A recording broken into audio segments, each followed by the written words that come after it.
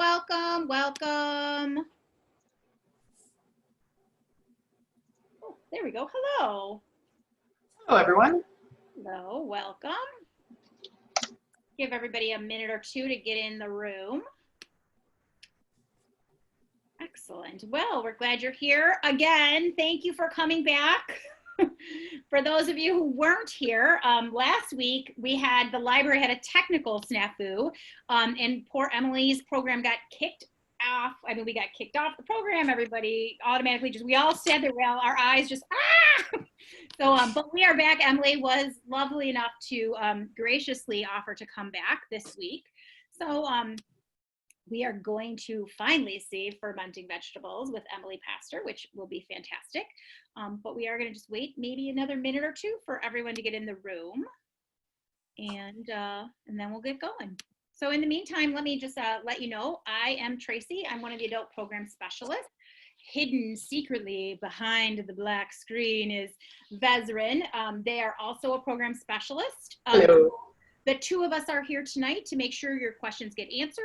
If you look at the bottom of your screen, I think it's at the bottom. Sometimes, depending on how your screen is configured, it might be at the top. But there is a Q&A feature, and you can send questions to Vez and I, and we will make sure that Emily gets them either during the program or immediately following the program. So go ahead and put those in whenever you want. If you have library-related questions, either Vez or I can answer you directly. The program will be about an hour, a little bit more, and then time for Q&A, of course. I'm trying to think what else. Oh, the program is recorded. Okay, so you are in webinar mode, so no one can see your face or read any of your Q&A. No one will know your name, but we like to let you know that that is happening.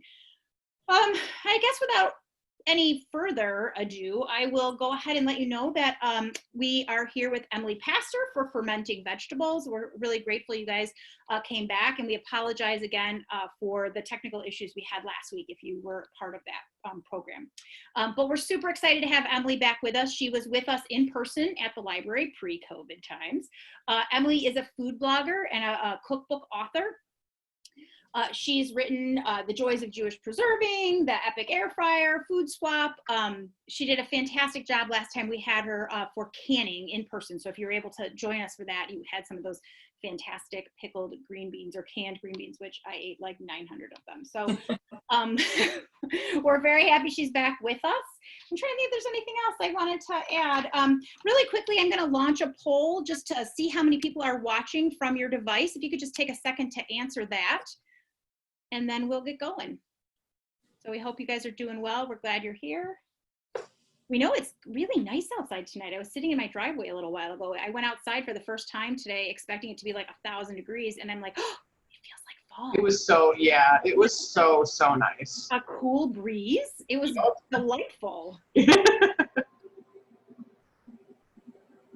So, all right, just a couple more seconds on the poll. We appreciate you guys taking the time to answer it for us.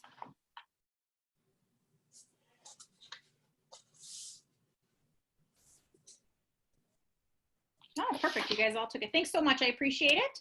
And I think that is it. If you guys have any questions, I'm going to go ahead and turn my camera off so your full attention can be given to Emily Pastor. And other than that, we'll see you after the program. Have a great time. Thank you. Okay. I've got this poll in my screen still. There we go. So hi, everyone. Thank you all so much for coming back. Those of you that were with us last week, and some folks maybe who didn't join us last week and are here for the first time. I want to thank Tracy for inviting me back. I want to thank Vez for awesome technical support. And it's just a pleasure to be with you all this evening, talking about one of my favorite subjects, fermentation. So I'm going to talk at you for a little bit about some of the science and history behind fermentation, some of the important sort of variables, and then I'm going to show you guys how to do two different kinds of fermenting vegetables. One is like sauerkraut, so it's like when you chop the vegetables up and the vegetable will create its own brine that way, and then also a like a whole pickle, we're going to use cucumbers because it's the season and because that's what everybody loves. Is like those classic tangy, you know, deli style fermented pickle cucumbers. So I'm going to talk for a little bit, but don't be afraid because we're going to get our hands involved and we're going to see exactly how it's done. So first of all, I want to just start off by saying, what is fermentation? And it's actually a huge category. I was talking about this on our first attempt to do this program, but so many of our favorite foods are fermented. Things like coffee, wine, beer, chocolate, yogurt, sourdough bread. If anyone's been, I think sourdough bread's become super trendy during the pandemic. Everyone's like at home with their sourdough starters. And that's of course a ferment as well. So there's, you know, you can ferment grapes into wine, or you can ferment dairy into yogurt. But what we're talking about today is going to be fermenting vegetables specifically. All of those processes, all of those different kinds of fermentation take advantage of the same thing, which is the naturally occurring bacteria or yeast, wild yeast that's in the air all around us. And we harness those good bacteria, as we call them, basically to transform a food from one sort of state of being to another, like dairy, milk to yogurt, or grapes to wine, or vegetables to fermented or pickled vegetables. Fermentation is an ancient practice. All those, you guys can imagine all those things a lot of those things I just mentioned, certainly wine, have dated back, you know, for hundreds, really thousands of years. This kind of fermentation that we're talking about today, the fermenting vegetables, is also a really ancient practice. It starts in the East, probably China, and over the course of time, it comes to the West via the Silk Road.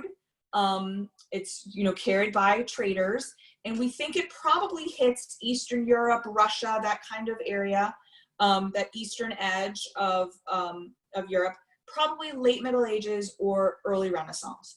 And this is a really important and transformational technique at the time, because as you guys can imagine, those are places with harsh climates, short growing seasons. Having enough food to survive the winter was always an issue. And they didn't really have a lot of methods of preservation, particularly for vegetables. You might think about vinegar and vegetables that are pickled in vinegar. That would have been one way of preserving, but in fact, vinegar was actually a very expensive luxury product at that time. So not really accessible to the average person or the person in the sort of lower strata of society. Fermentation, on the other hand, as you guys are gonna learn tonight, the only thing you need to ferment vegetables is salt. And so salt is something that we all need to live. It would have been something that would have been accessible to everybody in an early modern or, you know, sort of, you know, medieval society. Everyone's gonna have access to salt, and salt and time are really all you need to make fermentation happen. So this was a revolutionary technique that really allowed people to preserve the vegetables that they were growing, things like cabbage, beets, carrots, cucumbers, vegetables that are hardy and that survive in that tough climate. It allowed those people to carry them over and preserve them throughout the winter. So again, a revolutionary technique. Now, why are we still fermenting today? Well, for one thing, some people really like the way it tastes. Some people love the tangy dill pickle, or they love sauerkraut or kimchi. Perhaps some of you have all tried kimchi. It's a Korean fermented cabbage. Can be very spicy, very delicious. So we just like the taste. But my guess is the reason maybe some of you are here tonight is because you know that fermentation is a very healthy practice. And this is one of the reasons that I think that fermentation has become, dare I say, trendy as of late. Because people know that there are some health benefits. This, of course, was probably also important to the people, hundreds of years ago when they started fermenting.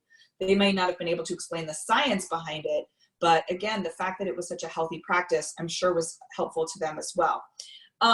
So what is so healthy about fermentation? Well, first of all, you start with the vegetables in their raw form, as you're going to see tonight. So when a vegetable's raw, it's got all of its nutrients. None of the nutrients have leached out in the cooking process. So here you've got something like a raw cabbage, very nutritious vegetable. And the fermentation process actually enhances some of the nutrients in that vegetable, make them easier for our bodies to absorb. So you've taken something really healthy, through the fermentation process, you've made it even healthier. And then also the fermentation process produces this good bacteria, these probiotics that we know now support immune and gut health. So again, very, very healthy practice. And so that's another reason that I think maybe this ancient practice has become sort of trendy and popular as of late. So what is the sort of basic science behind it? What happens is, again, the only thing you really need to ferment is salt. And what happens is you create with salt an environment, either basically a brine, a saltwater brine, either by mixing the salt and the water or by using the salt to pull the natural liquid that's in the vegetable out of it. And that creates a brine. And in this brine, a couple important things happen.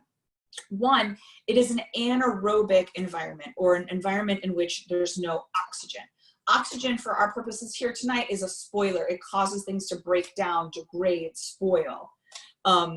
So we don't want oxygen. So a saltwater brine is an environment in which there's no oxygen. So spoilage is not going to happen. That's number one. Number two, that particular saltwater brine, that atmosphere is going to attract that good bacteria, that wild yeast that's in the air, to our vegetables. And what that good bacteria will do, it works on the vegetables to transform the naturally occurring sugars in those vegetables into lactic acid. And that's what gives the vegetables that particular tangy, like mouth puckering sort of taste. That's why you will often hear fermentation referred to as lacto fermentation. That I think can be a really confusing term sometimes for people, because we hear that syllable lact and we start to think about milk or dairy. I don't know if any of you have that, but oh, milk has lactose, or I'm lactose intolerant. This is nothing to do with dairy or lactose at all. It has to do with the bacteria, that good bacteria that we're attracting, the lactobacillus. I'm probably saying that wrong, so forgive me, scientists that are in the audience, but it's that particular bacteria, and then it creates that lactic acid. So that's why it's sometimes referred to as lacto fermentation. So that's the basic procedure. Now, as you might imagine, there are a couple of things that are important. One, you have to have, your saltwater brine has to have the right ratio of salt to water. Too salty and it's not going to work. Not salty enough, it's also not going to work. Similarly, once you have got your vegetables in that saltwater brine, and you've created that anaerobic or oxygen-free environment, as you might imagine, it's going to take some time for the fermentation process to happen, and you need to have it at the correct temperature. That's not too hard. The ideal temperature is going to be somewhere between, say 65 and 75 degrees, which is to say room temperature for a lot of our homes. So that's not too hard. We can probably achieve that. And a little colder is actually not gonna necessarily ruin things either. But if you were to allow your ferment to get too warm, above that 72 to 75 degrees, that's also not gonna work. It's gonna be too warm, and spoilage will occur before the fermentation process has happened. Too cold, and it will never quite ferment. So that's another variable, is that temperature. And then of course the last variable is time. And it needs some time for the process to happen. How much time will depend a little bit on how cold or how warm that environment is. A little bit warmer, it's going to take a little less time. A little bit colder, it will take a bit more time. People often ask me, well, how do I know when my ferments are done? And I say to people, it's really in part a matter of personal preference. Maybe some of you have had the experience of going to the deli and getting a half sour or a full sour pickle. That's just a question of how long they've been fermented. So if you prefer a slightly milder, maybe a bit crunchier, not quite as sour pickle, that's like going to be more of a half sour. That's going to be fermented for less time. If you like the full on, like, you know, it's turned army green and it's soft, not too soft, we still want crunchy pickles. And I'm going to tell you guys how to make sure your pickles are crunchy a little bit later. But if you like a full on sour, like, ooh, like it really makes your mouth pucker kind of a pickle, well, that's going to be a little bit longer in the fermentation process. But what I always tell people is, in general, if you are fermenting something at home and maybe 5 days have gone by, weeks gone by, you want to know, is my ferment ready? And you try it. If it still tastes salty to you, then it probably needs more time. The brine is quite salty to begin with. It would taste very salty if you were to just try some of the brine, but you don't want your ferments to taste salty. So it needs that time to go from a salty taste to more of that sour, pickly, mouth puckery kind of a taste. So I'm going to break down all of those elements tonight, the proper ratio of salt to water, temperature, time, all those things. But I wanted to give you guys that general overview before we jump in and get started. And again, one last note too, I made an allusion to this, but sauerkraut in particular, sauerkraut, kimchi, things like that, you don't create a brine, you simply massage the vegetable with the salt, and that's going to draw out the liquid that's in the vegetable to create its own brine. Other types of vegetables, your cucumbers, your beets, your carrots, they will not have enough liquid occurring in them naturally. You're going to need to create a saltwater brine and then submerge those vegetables in that brine. Again, we're going to do both of those tonight, so do not panic. And let's get started. I wonder should we start with pickled cucumbers, or should we start with sauerkraut? Let's start with pickled cucumbers because it's kind of everyone's favorite. So I have here some what are known as pickling cucumbers. I got these at my farmer's market. I'm in the Oak Park area, for those of you guys who don't know, and we have our great farmer's market on Saturdays. Hopefully you guys have a really nice farmer's market where you are as well. I bet you do. But I've actually seen these at grocery stores as well, particularly right now. Or like a Pete's. I don't know if you guys have Pete's. Pete's is a really cool grocery store, but you want the pickling cucumbers in particular, as you're going to have the best luck with these. In addition, I have some brine that I made up earlier. It looks just like water, but it's actually a saltwater brine. And I also have with me some fresh dill heads. Could you guys see that? I'm going to hold up a couple of them. This was also a farmer's market purchase, but no kidding, I saw this at the Jewel, these dill heads. If this is not something you're able to source, no worries. You can use dill seeds, which are sold at grocery stores just like that. They look like little seeds, and they smell wonderfully like dill. That fresh dill that you see in those little clamshells that you might use if you were, I don't know, making a delicious dilled potato salad or something, you really don't want to use that. If you can't source the dill heads that look like this, that you guys hopefully can see really well, you definitely want to either use those or use the seeds. Don't use those like sort of like, you know, lacy fronds of dill. Okay. And in addition, any other seasonings that you want. I just realized, you know, at every demo, every time I teach, I always forget one thing. What I have forgotten tonight is the garlic. So I don't have any garlic with me, but you definitely want to be putting some garlic in your pickles, and no worries, I will talk about that. And any other flavorings you might have. These are some mustard seeds.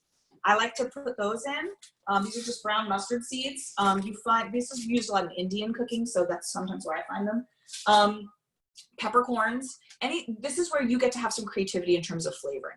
And so what you're going to do, I'm going to take a step back because I'm sure you guys have questions about this and talk about the saltwater brine that I created for a minute. Okay, so I get a lot of questions about what kind of salt, what kind of water. Fair enough, and how much, of course. Very fair questions. First of all, in terms of the salt, this is a sea salt that I use. The key thing that you really want to keep in mind is you want to have the salt be as little processed as possible. So table salt, as some of you guys might know, has iodine in it. It might have anti-caking agents in it. You want to try to find a salt that's as close to just pure, you know, sodium chloride as possible. I really like a sea salt for that purpose. Kosher salt will work. There's products on the market that are specifically called pickling salt. That's fine as well, but I do like a sea salt for this purpose. And And in terms of water, I'm not a big proponent of bottled water in general, but in this one instance, our tap water, as you guys might imagine, is treated with chemicals to make it so there's no bacteria in our water and it's safe to drink. But remember, we're trying to attract bacteria, albeit good bacteria, not bad bacteria, to our ferments. So I do worry sometimes that tap water is going to not allow that environment where the bacteria, the good bacteria, can flourish. So if you have filtered tap water at your home, otherwise I do recommend going out and buying distilled or spring water for your fermenting projects. This water is quite cheap. It's like $1 for like a gallon like this. And again, I'm not a huge bottled water person. I mean, that's a lie. I drink LaCroix all the live long day. But other than fizzy water, I don't really recommend buying bottled water, but I do think that in this instance, it is important because you really don't want to have any chemicals or anything that might inhibit the fermentation process.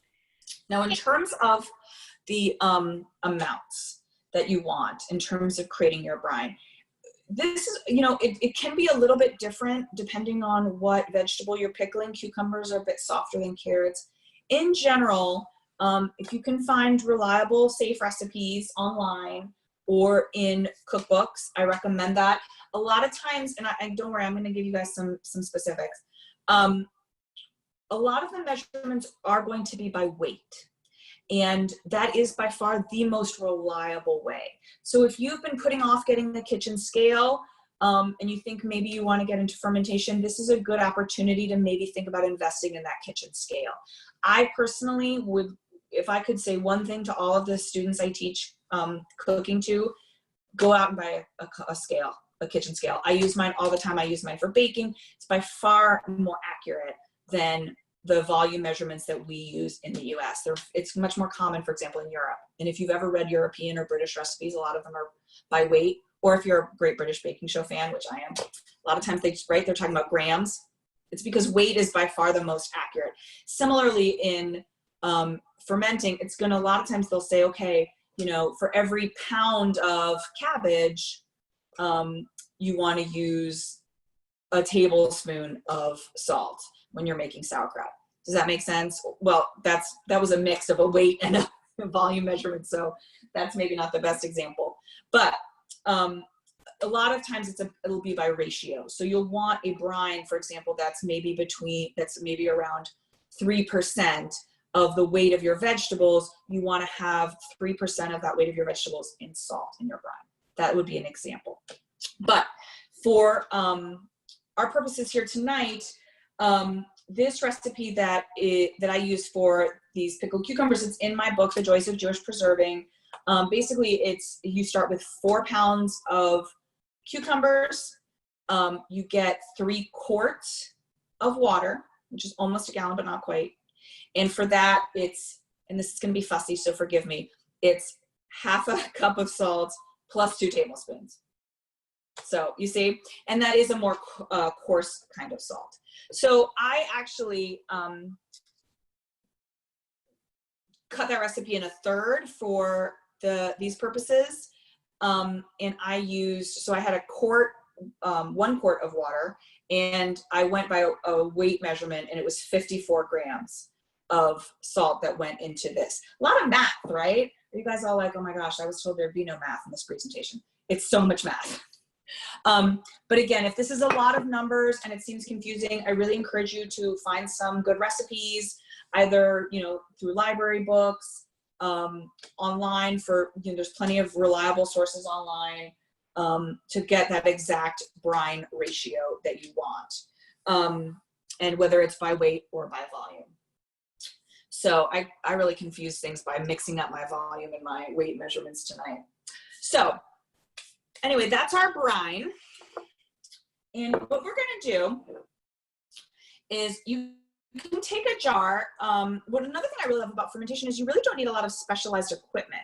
Unlike canning, which is another skill that I teach and another skill that I love to do, you know, you do need some special equipment for that. You do need that canning pot or what have you. And fermentation is so low tech, as you guys are about to see, aside from all that math that we just did to get the correct brine ratios. But you can really do ferments in these mason jars that are easy to find, even at the Jewel. This is a quart-size mason jar.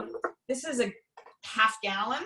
See this big guy? These are some pickles that are done fermenting that I did in this half gallon jar. These are also, you know, you are able to find these at Ace Hardware or a Michael's, that kind of thing.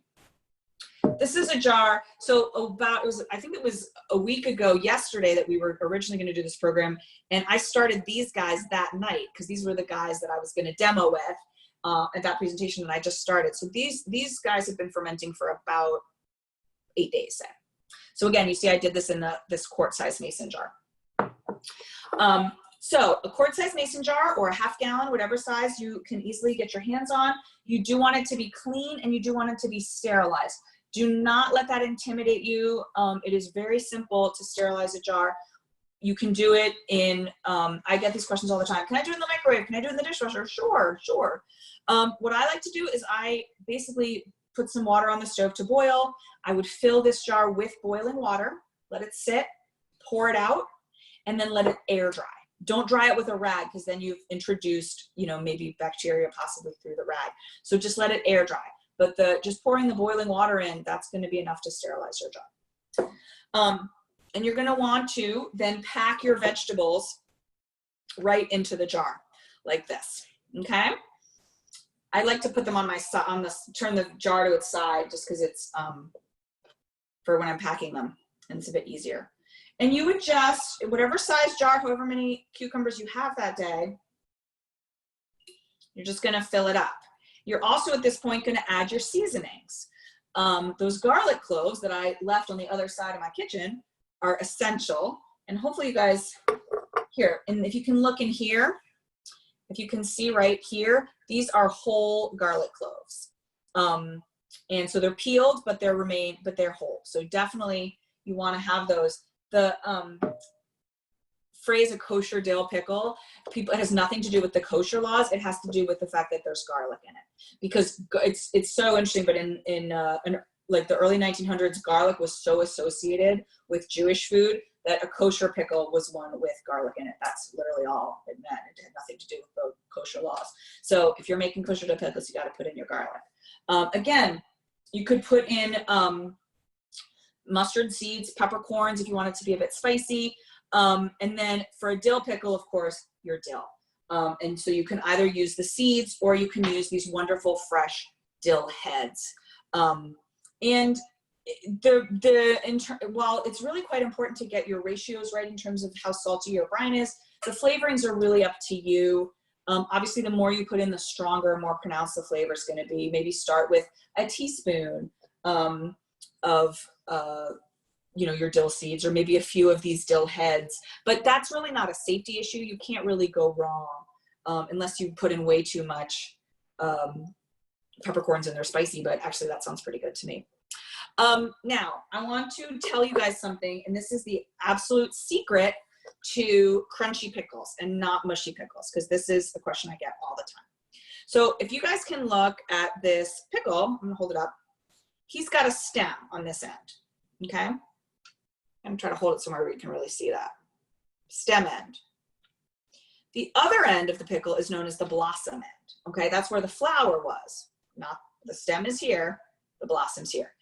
The blossom end has an enzyme which can make your pickles mushy. So one of the keys to avoiding mushy pickles, and there's two, this is the first one, you want to trim off the blossom end of your cucumber, okay? Just a little cut there, very easy. But try to see if you can figure out which end is the stem end and which end is the blossom end. There's not always a stem attached, which makes it really easy, but in general, the stem end is will be like a cleaner cut, and because it looks like someone took away the stem, whereas the blossom end might be like slightly brown. It's the blossom end you want to cut. So that's step number one to crunch pickles. And now I'm going to tell you guys secret number two, and this is going to kind of blow your mind, unless you already know it. So I'm putting my pickles, or my cucumbers, here in the jar, and I've trimmed the blossom end off them. We already did that. And I'm adding my flavorings, like the garlic that I forgot, or some of these dill heads. Fabulous. And I'm gonna eventually what I'm gonna do is I'm just gonna pour this brine right over the cucumbers and all the wonderful flavorings. But the secret to your not mushy, super crunchy pickles is you want to introduce something tannic into your brine. So did everyone just think about wine and how like there's tannins in wine? That's exactly right. You want this exact same thing. You want something tannic. Now, what has tannins? Well, grape leaves have tannins, hence wine. So grape leaves would be something that you could use. So it's not always easy to get your hands on grape leaves, but it is very easy to get your hands on oak leaves. These are some oak leaves that I just picked from a tree in my neighborhood this morning and washed because that's a good practice. But oak leaves are tannic. And if I put oak leaves, I will just slip some of these washed oak leaves right into my pickles, and that will help make them not mushy. So, okay, this jar is the jar that I put up like 8 days ago when we originally tried to do this program. Just want to show you guys. So here are the oak leaves that I put in there. I wasn't kidding. And I haven't tried these guys yet, but let's try them. My guess is 8 days. They probably need a bit more time to ferment, but let's try one for fun. Okay, they're super crunchy. Hopefully you guys can hear me chewing and hear how crunchy they are. But they're what I would call a little bit salty. And so they taste a bit cucumbery. Like they don't taste quite like a pickle. They still have that cucumber taste. In my view, more time. If you're somebody who likes that half sour pickle at the deli, you might want to consider these done right now. For my taste, they need more time. But the oak leaf did its trick. They're super crunchy. Did you guys see that just snapped in half? So I'm not kidding. That's the secret. Trim off the blossom end, number one. Number two, get something tannic. And if there's questions about that specifically, we can definitely talk about them at the end. But grape leaves, oak leaves, there's probably other kinds of leaves that are tannic as well. And if somebody knows some, do let me know. I had an older woman once tell me in a demo that the red currant bushes, their leaves are very tannic. She was from Poland, and I was like, that's a great tip. I don't know how many people have red currant bushes available to them here in the US. Probably in Poland, there's much more available, but there's another thing that's tannic. So anyway, back to our pickles that we're working on. We've packed them in the jars. You want to pack them nice and tight without actually hurting or crushing them. But get as many in there as you can. Thanks, Vez. Awesome. Switch to the cutting board. And again, your cucumbers, your flavorings, and let's put those oak leaves right in, not the twig, just the leaves. Okay, in they go. And again, you're just gonna pour your saltwater brine in right over them. Now, when you're making a brine, obviously you need the salt to dissolve in the water. And there's a couple ways you can do that. One, it'll just happen eventually over time, but it might take quite a bit of time. Another thing you can do, of course, is put it on the stove and heat it up in a pan. And that's actually what I did earlier today. If you do that, if you heat up your salt and water to help dissolve the salt and make it into a brine, just allow it to cool back to room temperature before pouring it over your pickles. Okay, that's why I had that brine made up earlier today. And you want to make sure that your vegetables and everything is submerged in the brine. That is key, because remember how a moment ago we talked about that anaerobic environment that's so important, no oxygen? That's why it is crucial that your vegetables be submerged in the brine. You do not want a little guy poking up over the brine there. I'm gonna hold that up and so you guys can see. So nobody's poking up over the brine. Make sure they are submerged. Now, if you're working with a mason jar like this one, you sort of, what we call the shoulders of the jar, which is this area, that will sometimes help to keep things submerged. If you're working with a jar or a crock that has a wider opening, and so there's not, the vegetables aren't naturally being submerged, there's a ton of really cool products on the market that will allow you, that will help keep things submerged. And I'm going to be talking about some of the different products that are on the market to sort of make fermentation easy these days. So these are just glass weights, and they will fit into different size jars. This is one that's obviously made for a bigger jar, but there are products on the market that are specifically designed to fit wide mouth mason jars. This is one example. And these, again, just glass weights. I'll hold one up. And these will fit in a wide mouth. The jar I was just showing you guys happens to be not a wide mouth, but here's an example of a wide mouth mason jar that has the sauerkraut in it. And these just fit right in there. So that's a way to keep things submerged in the brine, is to use those weights. And we're going to talk about this a little bit more when we get to the sauerkraut, because there's some other tricks. But you know, whether you're using sort of the edges of the jar, you're using weights, you just want to make sure your veggies are submerged in that brine. Okay?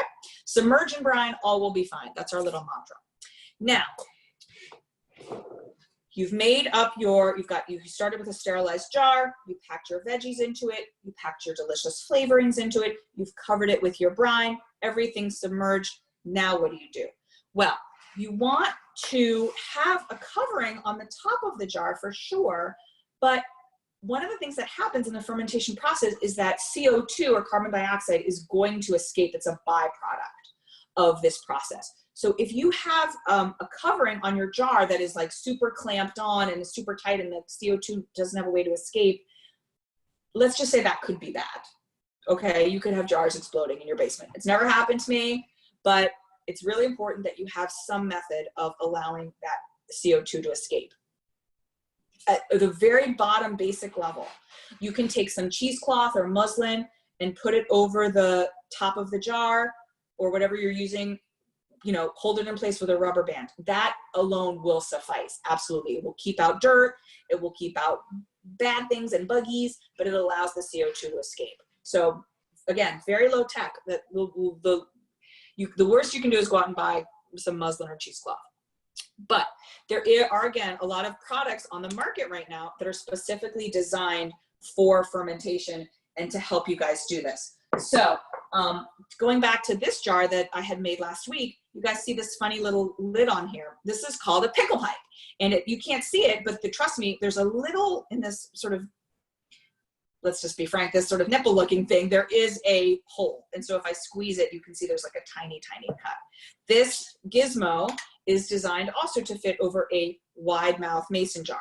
So you can simply just put it on the top of your mason jar and use the ring that comes with the mason jars to screw it on, give it a pinch to make sure that that little opening is open, and that works. That's how exactly this way, this has been sitting in my basement for 8 days. So those are a great product too. Pickle pipes is what they're called.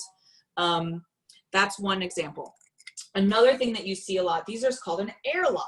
And I gather these are used quite a bit in home brewing, not one of my many, many hobbies, but I am told that in home brewing they use these. Now you guys probably can't see this, but this little lid here thing which comes off, it has little holes in it. So again, to allow the air to escape. What you do with this is you pour water in it and like maybe halfway up. And so what that does is that keeps any oxygen out. Remember, we talked about oxygen being sort of our bad guy here, and it, but the CO2 can escape. Now, these things, you're saying, well, how am I going to get that on my jar? Well, another product on the market are these little lids, which also work with these wide mouth mason jars. And you simply take the ring for your wide mouth mason jar, you put this little gizmo that has this sort of gasket, and this airlock sits right on top. So as what it would look like in your basement would be like this. So a lot of moving parts tonight. It would look just like this when you were storing it in your basement. I'm having a little trouble with my righty-tighty, lefty-loosey here. There we go. Okay? So you guys can see that. And again, you would pour water about halfway up here. I don't have any water handy. I only have brine, so I'm not going to do it, but trust me. What I like about these airlocks in particular is it controls odor. And I'm not gonna lie to you guys, fermentation, it can be a stinky process. And if you do it in your kitchen closet, for example, or your pantry, your family might come to you and say like, Mom, why does the pantry smell like feet? And you would say to them, because of you guys. No, but it's because you're fermenting. So one thing I do really like about the airlocks is that they control the odor very well. And also they tend to keep out any sort of baddies or spoilers. So again, there's tons of products on the market right now really designed to make fermentation really easy. And they're all designed to go with different size mason jars, which is another thing that's very easy to find. Of course, if you have memories of an uncle or a grandpa or a grandma, you know, fermenting in big crocks, those crocks are on the market as well. And they have products designed for them to help weight the vegetables down, to make sure that they're covered in a safe manner. So all these things are available, but I like to really show people how to do it with the mason jars because they're so easy to find and they're inexpensive, and you can also do small batches. It sort of like proves that, you know, you can go to the farmer's market and buy a couple pints or quarts of pickling cucumbers and just put up like 1 or 2 batches of pickles. It doesn't have to be this like massive undertaking like maybe you remember your grandpa doing in the basement. So that's one of the reasons I like to show all the different products that are available for the mason jars. So that is the secret to a kosher dill pickle. In terms of how long it's going to need to sit, once we've done all the stuff, like I said, these guys have been sitting for 8 days in my basement, which is cool. And that's not quite enough time for me. I think probably it's going to be more like 2 weeks in the end that they're going to need to ferment those guys. But you want to start checking them. You want to check your ferments regularly just to make sure there's no mold or yeast growing on them. If you happen to see like a white film or scum, that's KAHM, K-A-H-M yeast. It's absolutely harmless, but it does sometimes impart an unpleasant taste. So simply skim it off and discard it. If you are checking on your ferments and you see, oops, a little, you know, piece of vegetable has popped up over the brine, it might have attracted some mold or some yuckiness. Take that one out, throw it away, make sure everything's submerged, add more brine if you need to, and then cover it back up as you did and let it go and ferment for a bit longer. So you want to be checking on your ferments regularly, but maybe after a week, you know, 6 days, depending on how warm the place where you're keeping them is, you will want to start testing them. And it's truly a matter of personal preference when you think they're done and to your liking. When they are done and to your liking, you need to, at that point, move them to the refrigerator, because what the refrigerator is going to do is it's going to halt the fermentation process because it's so cold, and it's going to keep those pickles or whatever you're making right at that where you like them. It's not going to continue to ferment. If you were to not put it in the fridge at that point, it would continue to ferment and continue to break down, and eventually you would end up with something really mushy and unpleasant. So when the ferment is to your liking, at that point, move it to the fridge. Cover it with something different. You don't need to have all those coverings that allow the CO2 to escape anymore. They also sell these white plastic lids for mason jars. You can use those. You can use the regular lids that come with them. You can just even transfer it to a different container entirely, but keep it covered and keep it in the fridge when it's done. So let's quickly move on to sauerkraut. Hey, real quick. Oh, sorry. Yeah. Before you move on to sauerkraut, we have a couple questions specific to the pickle. The first one was, would pink Himalayan salt crystals work? They absolutely would work. Different salts have different mineral properties to them. It's actually kind of a cool thing. And so they might impart some different flavors to your pickles, not in a bad way, in a good way. The only thing I would say is that stuff can get expensive, and you do need quite a bit of salt sometimes, depending on how much you're fermenting. So that's why sometimes just a simpler sea salt might be a more economical choice, but they absolutely would work, and they would be fun. Side note on salt, I have to recommend this book. I know it looks backwards to you guys, but maybe it doesn't. Now I'm all confused. Sure. This is literally a book that's the history of salt. It's by Mark Kurlansky. It is a fascinating and read. And salt is one of the most important and underappreciated elements in all of cooking and history. So a lot more about salt in that book. So hopefully that answers the question. What else do we have, Tracy? Okay, we had, could you put sliced jalapenos to make the pickles spicy, or would you put them in whole? Okay. So I definitely make some ferments that have sliced jalapenos in them. And they're great. There's one I do that's more of a it's almost like a Latin American take on sauerkraut. It's called curtido, and it's got cabbage and carrots and sliced jalapenos, and it's absolutely delicious. To me, to me, sliced jalapenos with cucumbers feel weird to me, maybe because it's just like fusion cuisine. If I wanted spicy pickled cucumbers, I would probably go more with like some red pepper flakes. Again, that's just kind of me. But I think the question is, in general, would you put in the jalapenos whole or sliced? Generally sliced, not whole. And that's going to make it spicier too if you slice it. So, but again, I do like to put sliced jalapenos in different ferment products, but not sort of the kosher dill pickle, if that makes sense. Thank you. Another question we had, do you recommend using longer lasting stainless steel rings instead of the ones that come with the jar? I have never gotten that question before. That is fascinating. No, no question mark is my teenager would say. I would be curious to know why that person uses them in general, and if it seems relevant here. I don't know the answer. I mean, unlike with canning, they're not going in the water, right? That's the whole part of the canning process, is that you put them like in boiling water, and here they're not. So they're not really in danger to rust because they're not going in water. But I'm stumped. Consider that the person wins the award for stumping me tonight.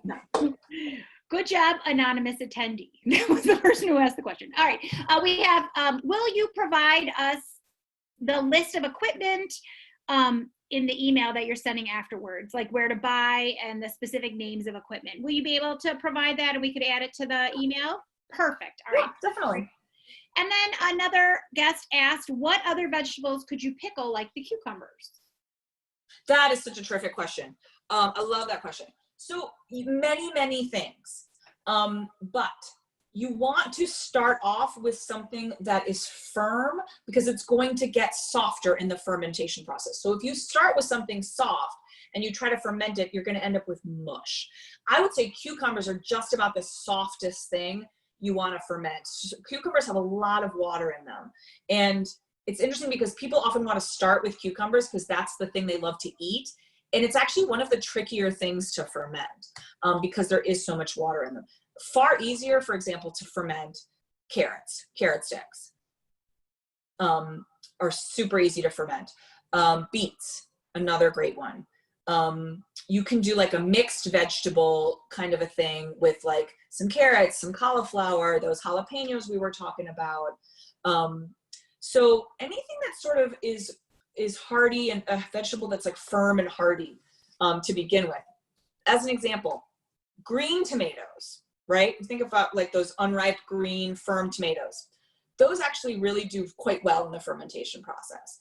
But a ripe tomato, no, don't try to ferment it. It's, again, going to turn into mush. So that's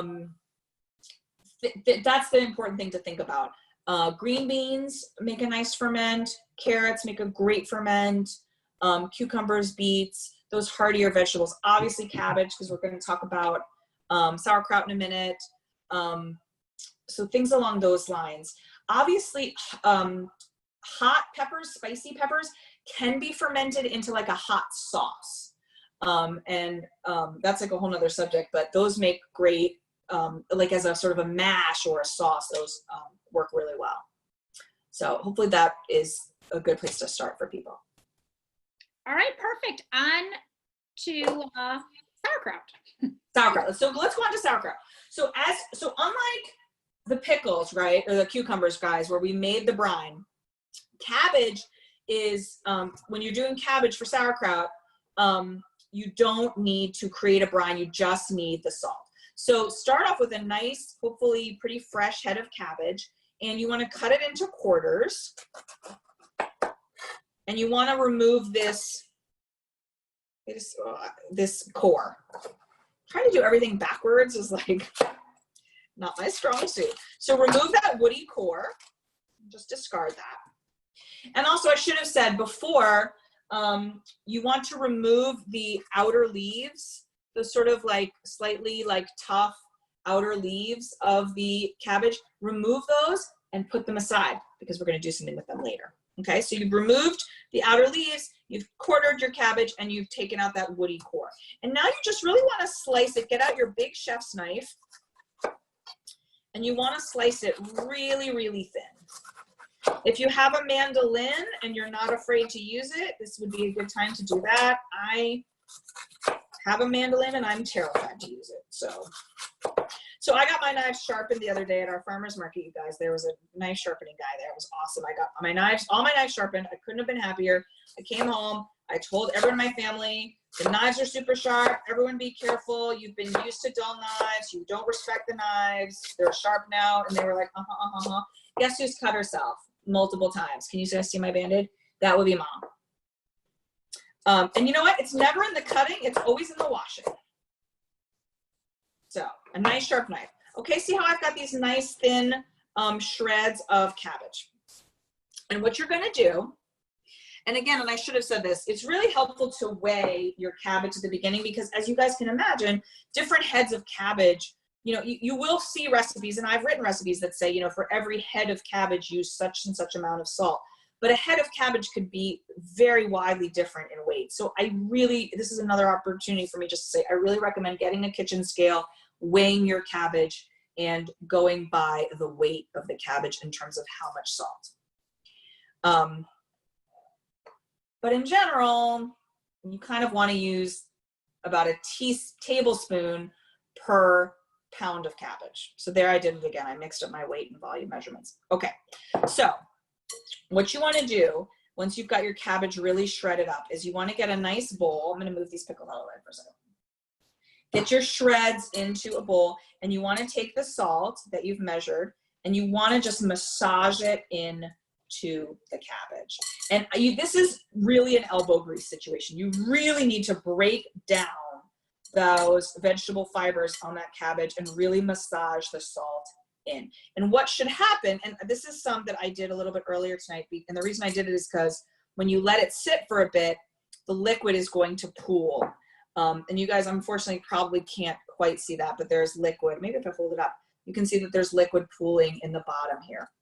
And that's because the salt and my action with my hands of really breaking it down has drawn that liquid out of the cabbage. So if you have a slightly older head of cabbage and then you're massaging it and the liquid's not coming out, just let it sit for 45 minutes and come back and see, okay, did that work? But you guys can probably see, like, I'm squeezing this cabbage, quite a lot of liquid is coming out. Okay, so you massage the salt into the cabbage. Maybe you let it sit if you need to and come back, but you really need to get your elbow grease in. And then you're going to pack the shreds and the liquid, again, into a nice jar or crock or whatever you're using here. And this is this is not a mason jar. This is like a sauerkraut jar. It's slightly different. It's got a bit of a wider opening. And basically you want to get all of the shreds and the liquid into your jar. Once you've got that going, now you're going to take another opportunity, and I recommend maybe getting a wooden spoon. Really, again, tamp it down in the jar. I'm going to move all of these shreds. It's kind of blocking your guys' view, so let's move this cabbage to the side. So take your wooden spoon, and just really tamp it down, and you're just trying to, again, what you really want at the end is for the shreds to be submerged in the brine that you've created. If you're really having trouble, and it's really not working for you, your cabbage was old and dried up, one thing you can do is you can introduce some other vegetables into the sauerkraut. So you could shred up some carrots and you try to get and sort of squeeze them and try to get them to release some juice. That's another way to do it. But hopefully if you've got some fresh cabbage and you do the thing of like really, really, really massaging the salt in, taking a break, stepping away, coming back, eventually, hopefully you will get enough brine to cover your cabbage. And then remember we saved those sort of older, not older, but the outer leaves of the cabbage. Well, these work really, really well as what we call a follower, which means you can just simply put them over top of your shreds. And that's going to be one of the ways we are going to, this works better when the jar's fuller, trust me, is going to help keep the shreds submerged in that liquid. And again, I think I showed you guys this earlier. We've got this, see, I cannot work backwards. These weights, that's another thing, is you can find a glass weight, and that will also work as a follower. Similarly to the cucumber pickles, you want to cover it to keep out dirt, bugs, anything else. But again, same thing, you need a way to allow the gas to escape. So this little gizmo has a hole for an airlock. And so there you go. And this sauerkraut, this can go just like this. Again, back in your basement where you've got that correct temperature. And again, it's a matter of time how long it's going to take to turn into sauerkraut. Here's some sauerkraut, just so you guys can see. I mean, the change is pretty dramatic, right? Like, oh, this has got that weight in it from a minute ago when I was showing you guys how the glass weights fit in here, right? You go from green cabbage to these white shreds of sauerkraut. So it's really a big transformation. I have to tell you, if you've never had homemade sauerkraut, it is a different beast than the store-bought stuff or the canned stuff. It is so delicious, and incredibly, incredibly good for you, as we were talking about at the beginning. And when we were talking about doing the pickles, guys, the cucumber pickles, I talked about all the different flavorings you can introduce, garlic and mustard seeds and dill. It's similar with your sauerkraut. You can just do straight up cabbage and salt, but you can also go nuts with the flavorings. You guys might be able to notice that this jar has some black like dots in it. Those are juniper berries, which I was able to get at the store. So that gives it a little juniper taste. Caraway seeds would be a very classic Eastern European flavoring for your sauerkraut. You'll be able to find lots of good recipes for different things you can do. You can, as I mentioned a minute ago, you can mix other vegetables in with your sauerkraut. I think I mentioned a minute ago that curtido, which is sort of a Latin American, Central American version of sauerkraut that's got cabbage and carrots and spicy things. Really delicious. One of my favorite things to make. So you can really have a lot of fun with that. And so you can see that making the sauerkraut's even simpler than making the cucumber pickles, because you don't even make the brine. You just massage the salt directly into the cabbage. So it is really, really simple. But I'm cognizant of the time, and I just want to make sure that we get to more questions. Are there some more questions, Tracy, or there's some questions about right now? I don't have any questions about sauerkraut yet. So if anybody is interested in asking questions, now is your opportunity. Go ahead and send them to me either through the Q&A or the chat. But we did have one question that went back to the pickling of the cucumbers, and it was actually about the tomatoes. Yes. And can any tomatoes be pickled, or just the pickling green tomatoes? Yeah, so I'd only recommend pickling green or unripe tomatoes. A ripe tomato is too soft, and it's already too sweet, if you will. Like you want vegetables that have a certain amount of natural sugars, but not too much natural sugars to ferment. So a beautiful, juicy, ripe red tomato is not going to ferment well. Maybe some cherry tomatoes do, I believe. But definitely not like a big juicy like beefsteak tomato that you just want to eat with some mozzarella and basil. But green tomatoes make excellent excellent ferments, and one of my favorite things actually is a green tomato pickle. So hopefully that clears that up. All right, thank you. We have a question.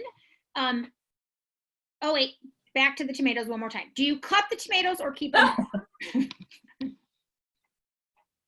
No, keep them raw. Whole?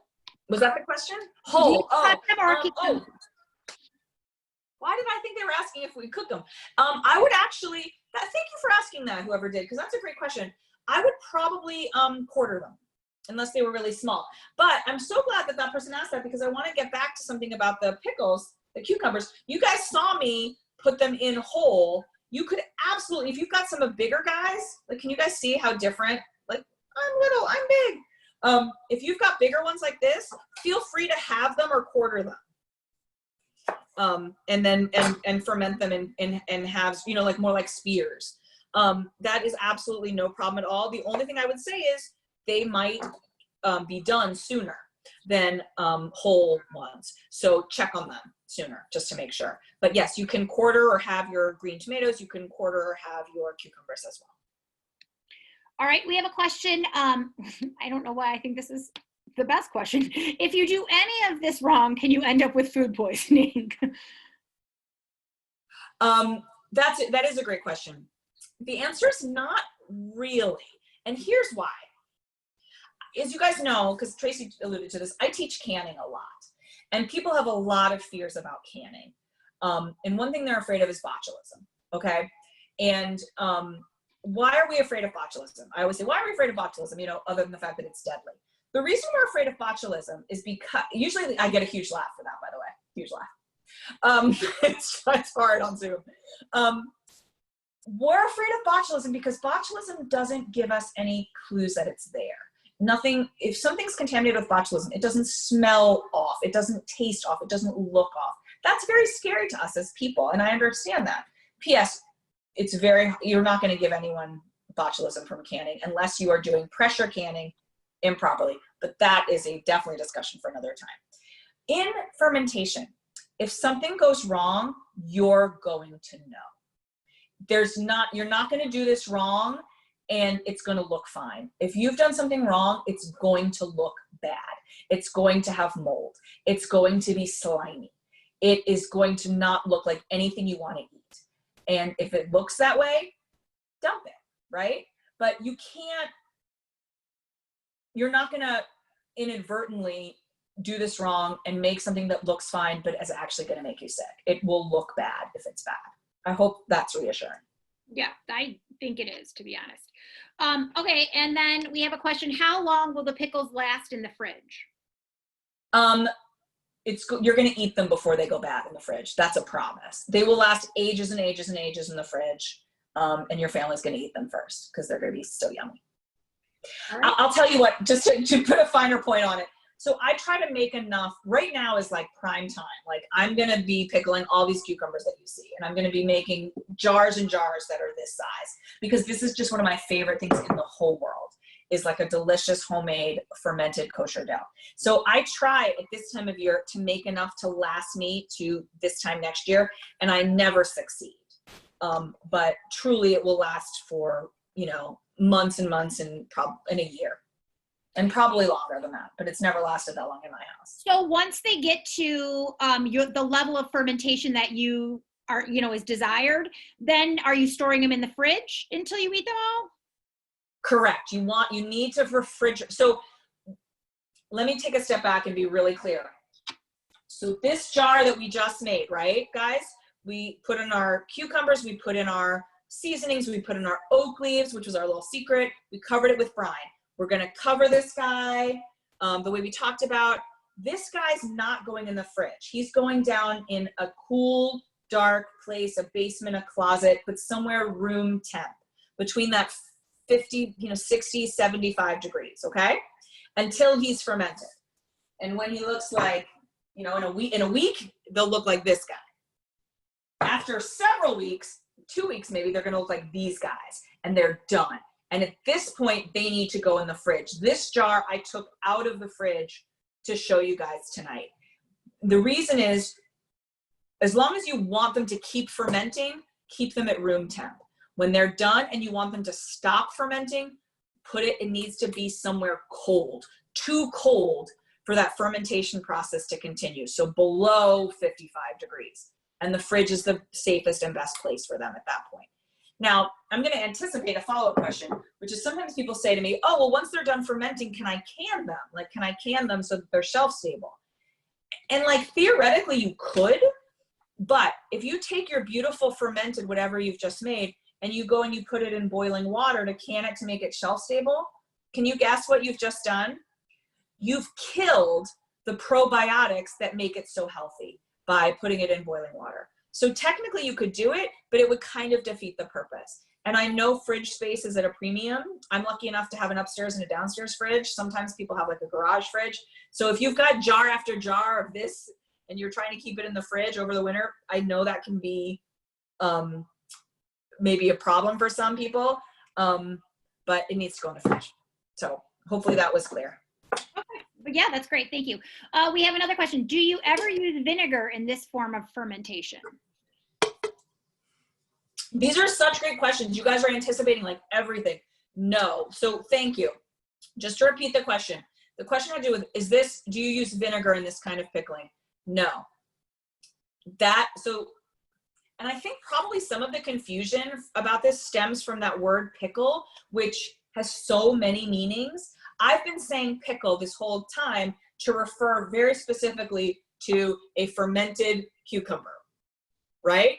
And I just call it a pickle because that's what we do in common parlance. Like, do you want a pickle with that? They're talking like, do you want a pickled cucumber with that? And so that's where I think some confusion arises. There are, but as one of the other questions was, what else can you sort of give this same treatment to and turn it into a pickle? And I said, oh, you can do it with carrots or beets. Those are also pickles, right? If you ferment some carrots, now it's a fermented carrot pickle as opposed to a fermented cucumber pickle. And then of course there is this whole other kind of pickling, which involves vinegar and making a vinegar brine. And then you can either, you can make a vinegar brine and put vegetables in it and either put them right in the fridge, which we call a quick pickle or a refrigerator pickle, or you can can them in the boiling water bath and make them shelf stable. That is also a kind of a pickle, a vinegar pickle, maybe to put a finer point on it. And that's just a completely different method. And in that method, you get that tangy, puckery, pickly taste from the vinegar. You just skip those pickles aren't fermented. They don't have the health benefits of fermented pickles. And to the extent they taste pickly, again, it's because of the vinegar.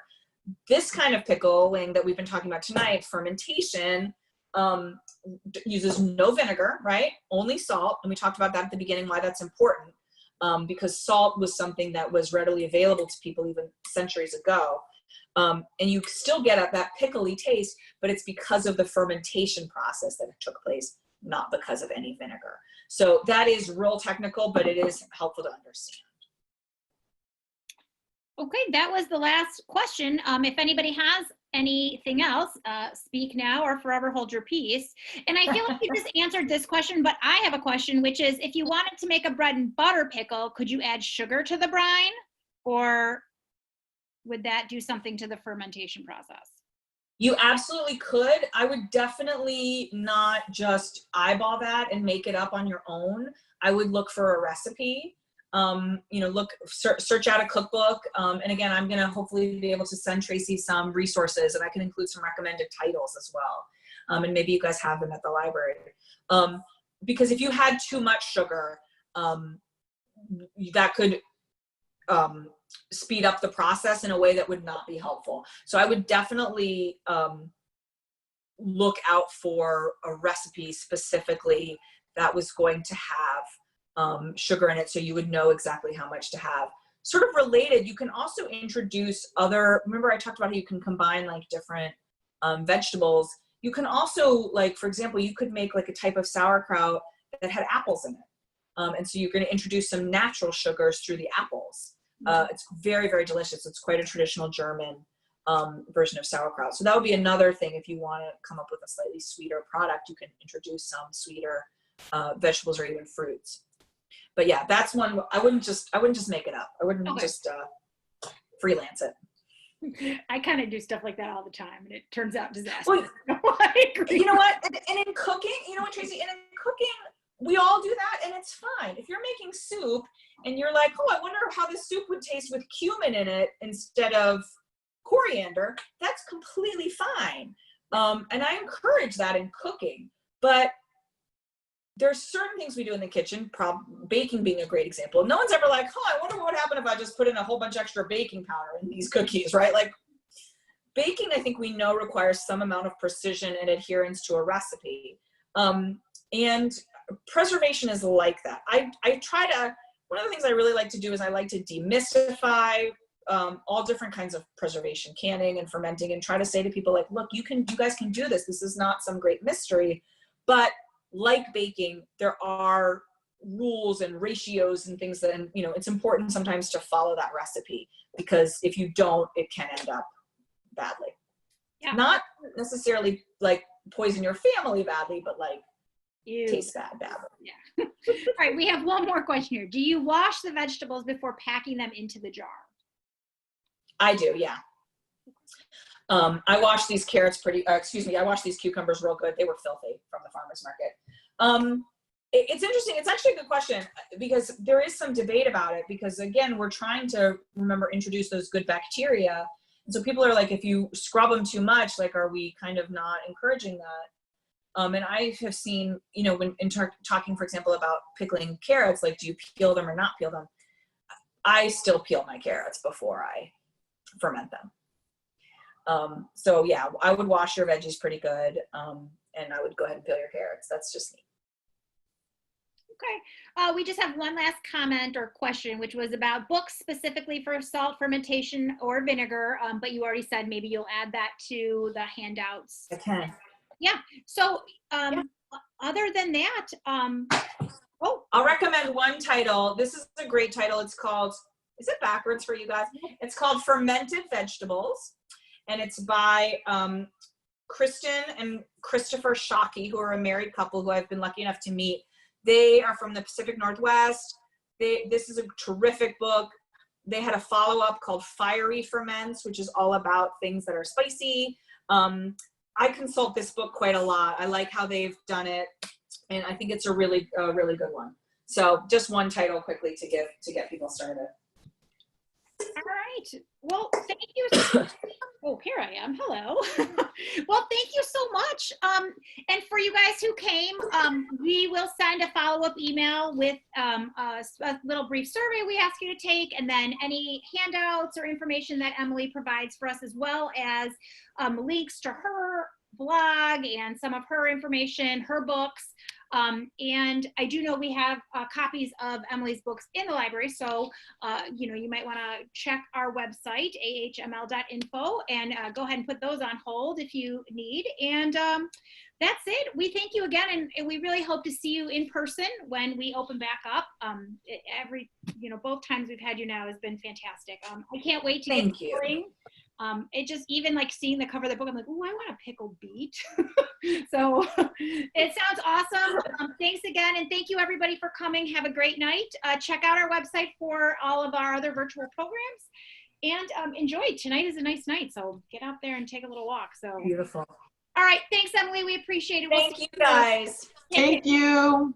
Bye-bye. Thanks, everyone. Bye. No problem. Good night. Night, everyone.